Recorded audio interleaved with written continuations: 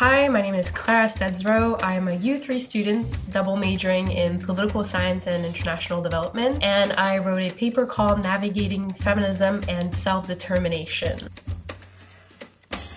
This paper establishes that collective rights and individual rights of Indigenous women are seen as conflicting rather than as a unit, meaning that their voice is somewhat ignored within both the self-determination movement and feminism. Yet, what is really interesting about Indigenous women's activism in Canada is that because of their multi-layered identity, it places them at a unique location that allows for more transformative change within their nation against the Canadian settler state and against liberal feminist narratives. So basically, this paper deals with the reconciliation of Indigenous women's collective and individual rights within activism.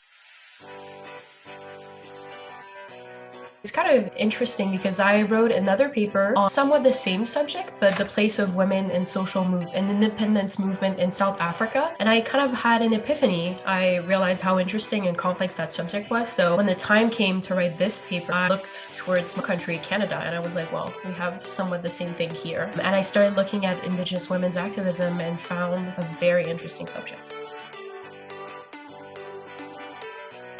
So the main argument of this paper is that Indigenous women's activism challenges oppressive mechanism and leads to transformative and structural change. So basically, first the paper starts to look at the way Indigenous women's activism challenge oppressive mechanism within their own community. So the way in which movements like I Don't Know More will talk about rates of violence and suicide for specifically Indigenous women, and to understand specifically how colonialism impacted gender norms and the sexual order in Indigenous nations. And once again, movements like I Don't Know More, they challenge the Canadian state and they manage to reconciliate both individual rights, so rights as a woman, and collective rights, so women's right as an Indigenous persons within Canada. And they manage to expose all those government policies that are racist and that perpetuate colonialism and sexism at the same time. And then the paper seeks to look at the way Indigenous women's activism tackles neoliberal feminism. So we look at multiple conferences